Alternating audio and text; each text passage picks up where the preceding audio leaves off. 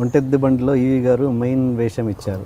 నాకు తెలిసి అప్పుడు మీ తోటి ఆర్టిస్ట్ చాలా షాక్ గురై ఉంటారు, అంటే ఏంటి ఇంత ఇంపార్టెంట్ క్యారెక్టర్ ఇచ్చారు, దీనికి నేను సూట్ అయ్యేవాడిని కదా అని చాలామంది ఆర్టిస్టులు అనుకొని ఉంటారు. అప్పటికి మీ ఇమేజ్ అప్పటికి ఇంకా ఏమీ లేదు. అవును, ఆ అది ఫేస్ చేశారా మీరు? అది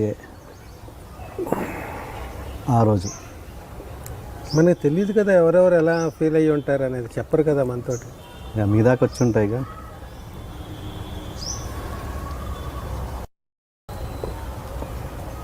ఒంటెద్దు బండి విషయంలో నన్ను అపార్థం చేసుకునే అవకాశం ఎవరికి లేదు.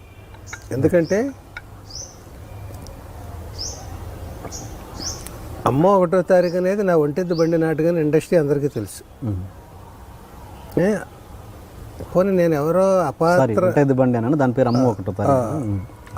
నేను ఒక పాత్రకి మిస్ఫిట్, అపాత్రదానం, ఒక ఏమంటారు అది, ఒక ఆర్టిస్ట్ కానివాడి చేత ఇలాంటి గొప్ప పాత్ర వేస్తున్నారు అనుకోవడానికి లేదు. ఎందుకంటే అంతకుముందు చాలా బాగుంది, నేను చాలా డాషింగ్గా వచ్చాను. నేను అవును, ఆ డాషింగ్గా వచ్చిన తర్వాత ఇమేజ్ వేరు కదా, కంప్లీట్ కామెడీ ఇమేజ్ నుంచి ఒకటేసారి ఇంత పెద్ద క్యారెక్టర్, భుజాలు మోసే క్యారెక్టర్ కదా ఒకటేసారి. అవును అది నన్ను చూసి ఇతను చేయలేడు అనుకోవడం కంటే కూడా అరే భలే కొట్టాడే ఛాన్స్ అని అనుకుంటే ఎవరైనా అనుకోవాలి తప్ప, పైగా భలే ఛాన్స్ కొట్టాడు అనేది కొత్త వాళ్ళకి వస్తుంది కదా అట్లాగా.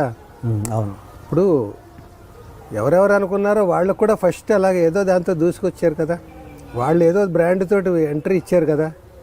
ఆ బ్రాండ్ తోటి నేను వచ్చినప్పుడు, కాకపోతే నాకు కామెడీ నిన్న చేశాను, ఈవేళ సెంటిమెంట్ క్యారెక్టర్ కూడా వచ్చింది అనేది నాకు డబల్ ప్రమోషన్ లాంటిది అది. పైగా దానికి కారణాలు ఉన్నాయి. ఒక కొత్త క్యారెక్టర్ అయితే అడ్వాంటేజ్ దానికి, నాలా బక్కపల్చగా ఉంటే కొంచెం సెంటిమెంట్ బాగా పండుతుంది. టాలెంట్ ఓకే, టాలెంట్ తర్వాత ముందు ఫిజిక్ ఉండాలి కదా. ఇప్పుడు ఒక దుర్యోధనుడి వేషానికి, భీముడి వేషానికి నేను ఎలా పనికిరానో, ఇంకొక బక్కపల్చటి మనిషికి, మిడిల్ క్లాస్ మనిషికి అందరూ కూడా అలా పనికిరారు కదా. సెంటిమెంట్ పలకాలి వాళ్ళ ఫేస్లో. ఇంకో ఇమేజ్ చట్టంలో వాళ్ళు ఉండిపోతే పలకకపోవచ్చు, పలికినా కూడా ఫ్రెష్నెస్ ఉండకపోవచ్చు. అదో చిన్నపాటి సినిమా అది బాగా కనెక్ట్ అవ్వాలి జనాలు. నేను నా నాటకం అది అందరికీ తెలుసు. నేను ఆ పాత్ర వేసి నేను మెప్పించాను, అది ప్లస్ అవుతుందని ఆయన విజువలైజ్ చేయడం ఈవి గారు గొప్పతనం.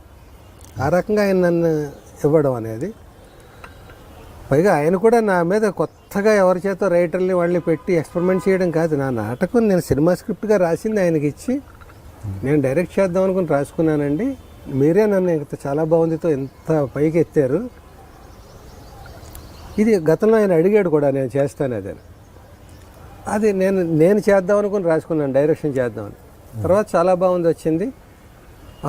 నేను ఎక్కడ డైరెక్షన్ చేద్దాం అనుకున్నాను అక్కడ వర్కౌట్ అవ్వలేదు. ఉషాకిరణ్ కోసం తయారు చేసాం, అది అక్కడ వర్కౌట్ అవ్వలేదు. తర్వాత నేను యాక్టర్ని అయిపోయాను అనుకోకుండా, చాలా బాగుందితో. ఈ స్క్రిప్ట్ రెడీగా ఉంది నా దగ్గర.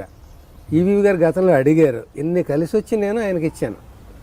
మీరే చేయండి సార్, మీరు నాకు ఇంత బ్రేక్ ఇచ్చారు, ఇప్పుడు నేను డైరెక్షన్ అదంటే సైడ్ ట్రాక్, అది అసలు కరెక్ట్ కాదు, మీకు దీని మీద మోజు ఉంది, ఇదిగోనండి, ఇందులో మార్పులు చేర్పులు ఏం చేసుకున్నా మీ ఇష్టం అని నేను ఫుల్ ఫ్లెడ్జ్డ్గా రాసిన స్క్రిప్ట్ని నేను డైరెక్షన్ చేయాలంటే ఏదో ఒక పద్ధతిలో ఉండి ఉంటుంది కదా. దాన్ని ఆయన చేయాల్సి వచ్చినప్పుడు కొన్ని మార్పులు చేశాడు. చేసి స్క్రిప్ట్ క్రెడిట్స్ ఆయన తీసుకుని నాకు ఆ వేషం నాకు ఇచ్చేసాడు ఆయన. ఓకే. నాకు ఇందాక అన్నానే, అరే నీకు ₹1,00,00,000 ఇద్దాం అనుకున్నాను, ₹1,00,000 అడిగామని దేవుడు. అలాగే నేను దాని స్క్రిప్ట్ క్రెడిట్స్ అయితే నాకు ₹1,00,000 వచ్చినట్టు, వేషం రావడంతో ₹1,00,00,000 వరం లాంటిది. ఓకే. సో నాకు no regrets, I'm happy. So దానికి స్క్రిప్ట్ సైడ్ మీ పేరు పడదు. ఓకే. మీ నాటకాల విషయానికి వస్తే నాకు చాలా బాగా నచ్చిన రైటర్, నా ఫేవరెట్ రైటర్స్లో ఒకరు గణేష్ పాత్ర గారు. ఆయన రచించిన లాభం అనే నాటకం మీరు డైరెక్ట్ చేశారంట, నిజమేనా? నేను డైరెక్ట్ చేయడం కాదు, నేను చెప్పాను కదా, ఒక 7 అన్నదమ్ములు, ఒక సిస్టర్ అని చెప్పాను కదా. ఆ సిస్టర్కి పెద్ద కొడుకు మా మేనల్డ్, అల్లుడు పెద్దవాడు ఉంటాడా, మామ పెద్దవాడు ఉంటాడా? మామ పెద్దవాడు ఉంటాడు, కానీ నాకంటే 2 ఏళ్ళు పెద్దవాడు అల్లుడు, మేనల్లుడు వాడు. ఓకే. కానీ వాడు మా నాటకాలు మేమందరూ చెదురుమెదురుగా ఊళ్ళో ఆడుతుంటే ఇక్కడ ఒక అసోసియేషన్గా ఫామ్ చేసి కలిసి చేసేవాడు. స్టార్టింగ్లో వాడు డైరెక్టర్ గాను మమ్మల్ని అందరినీ చిన్న ఇదిగా ఉండేది. మేము స్టార్టింగ్ నేను రైటర్ కాకముందు అసోసియేషన్ ఏర్పరచుకున్నాక ఎవరెవరో రాసిన నాటకాలు ఆడుతుండేవాళ్ళం. ఏదో ఒక నాటకం కావాలి కదా. అలాగే లాభం అని గణేష్ పాత్ర రాసింది మేము టేకప్ చేసాం. ఓకే. అప్పటికి ప్రింట్ అయిపోయింది ఆ బుక్. నాటకాలు ఎలా ఉంటుందంటే నువ్వు నా చేత నాటకం రాయించావు అనుకో, నువ్వు ఆడాలి, ప్రింటింగ్కి ఇవ్వవు, నీ దగ్గరే ఉంచుకుంటావు, ఇంకెవరు ఆడకూడదు కదా, నీ పోటీ రాకూడదు. నువ్వు ఎన్ని చోట్ల ఆడదలుచుకున్నావు అన్నీ ఆడేసాక ప్రింటింగ్ ఇస్తారు. ఫస్ట్ నువ్వే ఫోకస్లోకి వస్తావు, నెక్స్ట్ బ్యాచ్ లాగా ప్రింట్ అయ్యాక చూసి కొత్త బ్యాచ్లు తయారవుతారు. అలాగే మేము సెకండ్, థర్డ్, ఫోర్త్ బ్యాచ్లుగా మేము ప్రింట్ అయిపోయిన నాటకాలు ఆడుకోవాలి. ఇంత తపన ఉంది మనకు, రైటర్ ఉంటే ఇంకా దున్నేద్దామని అప్పుడు నన్ను రైటర్ని చేశారు మా వాళ్ళే. ఆ ప్రాసెస్లో లాభం అనే నాటకం ఆడాం. ఒక కాంపిటీషన్ అలా పద్మ ఆర్ట్స్ అని, అందులో ఫస్ట్ ఆ లాభం కాంపిటీషన్కి వెళ్ళాం. వెళ్తే అందులో నాకు ఒక కన్సులేషన్ ప్రైజ్ వచ్చింది, తవిటిగాడు అనే పాత్రకి. ఫస్ట్ ఇంతే కప్పు, అది ఇప్పుడు అంతంత షీల్డ్లు ఉన్నా కూడా ఇంత కప్పు, దాన్ని భద్రంగా అలా పెడతాను నేను, ఫస్ట్ ప్రైజ్ అనేది. అంతకుముందు స్కూల్లో అవి వచ్చినా కూడా ఒక బయట ప్రపంచంతో పోటీల్లోకి వెళ్ళి, నాటక పరిషత్తుల పోటీల్లోకి వెళ్ళి గెలుచుకున్న కప్పు అని. అందులో నాకు ఆ లాభంలో నాకు ప్రైజ్ వచ్చింది. అందులో ఏంటంటే ఒక కిరాణా కొట్టువాడు, అది తను మా మేనాల్డ్ నేను చెప్పిన వాడు వేశాడు. ఓకే. కిరాణా కొట్టువాడు ఏదో రకంగా నువ్వులు పక్కూళ్ళు అమ్మించేసి ఏదో లాభం కొట్టేయాలని స్కీమ్ వేస్తాడు. అది నన్ను అడ్డు పెట్టుకుంటాడు. నేను కుర్రాడు అనమాట. నేను ఇలాగ కొబ్బరికాయలు కొట్టి కొట్టి కొట్టే తల్లికి ఏదైనా నేను అది ఇస్తే చేస్తాను, ఇది ఇచ్చే చేస్తాను, నా కొట్టంతా ఇంచుమించుగా బీడి కట్టలు ఇస్తే వెళ్తాను నేను ఆ ఊరు.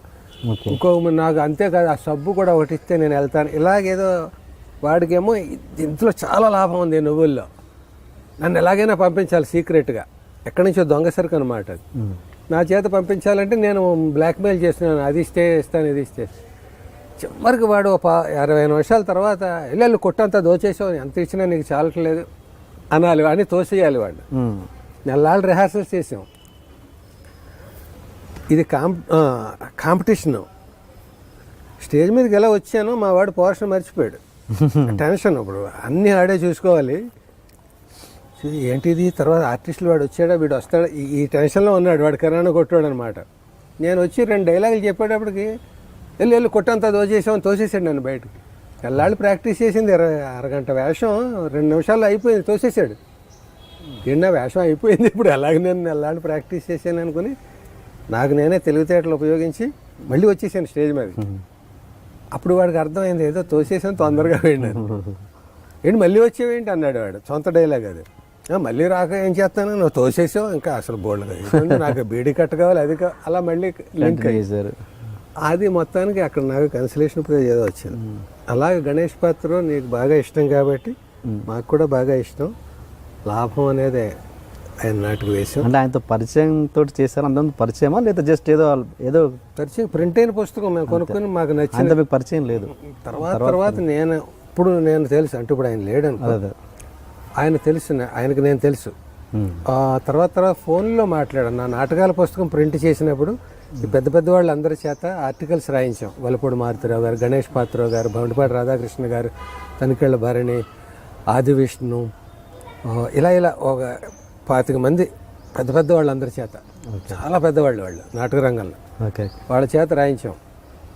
అందులో గణేష్ పాత్ర గారితో కూడా ఎవరో నీలాంటి వాడు తెలుసుంటే ఆయన మాట్లాడి నాకు ఇచ్చాడు. శ్రీరామ్ గారు మాట్లాడతారు, సార్ ఇట్లా మీరు ముందు మాట రాస్తే నాకు ఆనందం అని అంటే, తప్పకుండా రాస్తాను పంపించమన్నాడు. పైగా క్రాంతి కుమార్ గారి దగ్గర రాజేశ్వరి కళ్యాణం అనే సినిమాకి నేను డైలాగ్ రైటర్ని.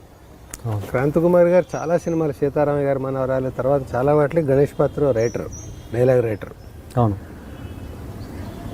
కొన్ని ఏదో ఆ చేంజెస్ వల్ల ఆయన కాకుండా నన్ను పెట్టాలనుకున్నాడు క్రాంతి కుమార్ గారు. రాజేశ్వరి కళ్యాణం, నాగేశ్వరరావు గారు, వాణిశ్వరి తెలుసు. అప్పుడే ఈవీవి గారిది వారసుడు ఇక్కడ నాగార్జున, కొడుకుది ఎక్కడ తండ్రిది అక్కడ రాజమండ్రిలో, 2 జయభేరి వాళ్ళవి. ఇద్దరికి నేను రైటర్ని.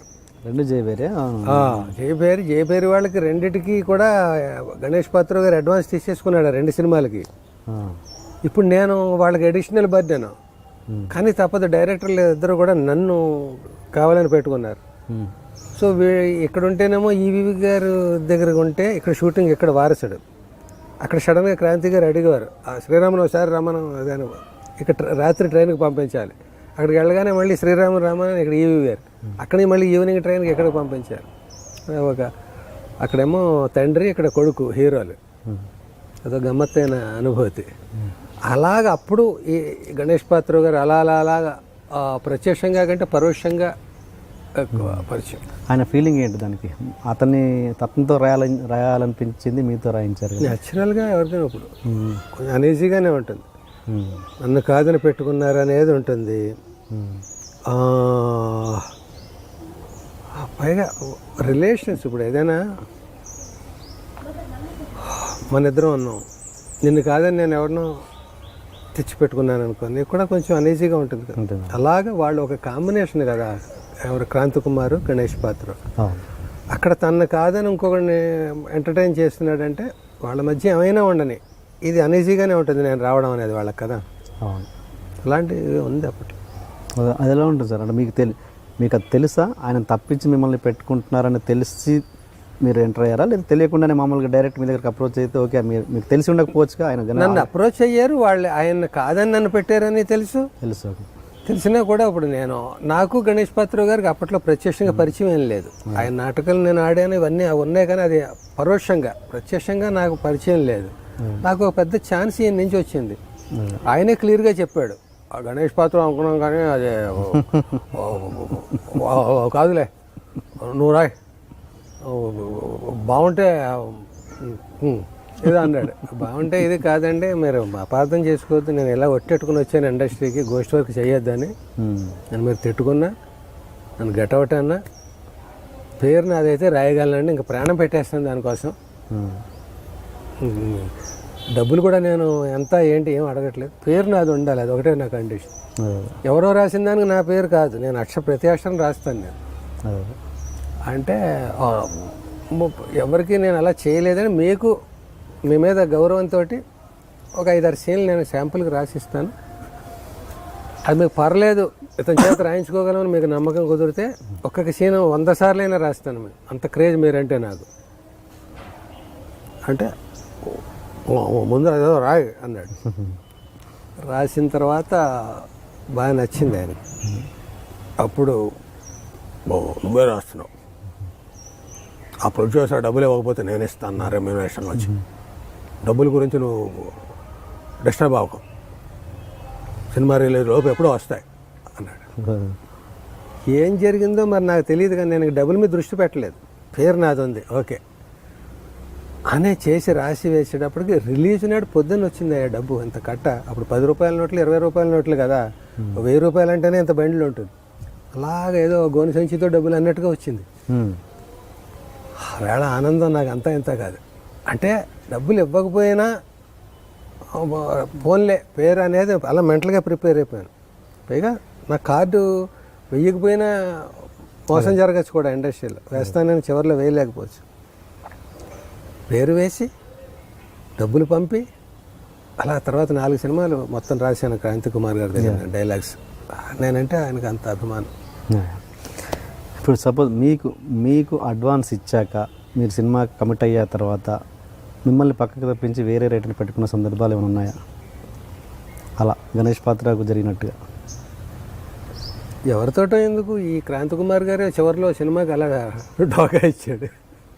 అవునా? అది పాడుతా తీయగానే ఒక సినిమా, అవును, రీమేక్ అది. వినీత్ది ఇక్కడ ఉషాకిరణ్ వాళ్ళు చేశారు. అవును.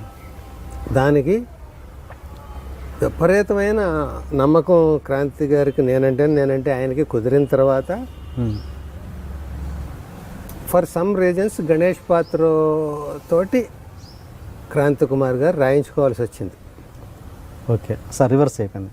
అది నాకు తెలియదు, నేనే రైటర్నని నా చేత రాయించారు. రాయించిన తర్వాత ఫైనల్గా నేను కాదని ఆయన పేరు వేశారు. రాసింది మీరే దానికి. అంటే ఆయన రాసింది కూడా ఉండి ఉంటుంది, ఏది ఎంత వాడుకున్నారో మనకు తెలియదు. ఇంక వాళ్ళు ఏం వాడినా నేను రాశానంటే అది నాది కిందే లెక్క, నేను ఫీల్ అయ్యి రాశాను నేను. Yeah yeah. నువ్వు వాడుకోకపోవచ్చు తప్ప నేను నీ సినిమాకి ఏం కావాలో డిస్కషన్స్లో ఉండి ఆ ఒరిజినల్ది చూసి మార్పుల్ని డైజెస్ట్ చేసుకుని నా టైము నా శ్రమ అంతా పెట్టుకుని చేశాను నేను. It's my product. నువ్వు నాది అక్షరం లేకుండా అతనిదే వాడినా కూడా నువ్వు నేను మోసపోయానని అనుకుంటాను తప్ప నాదేం వాడలేదు కదా అని అనుకోను కదా.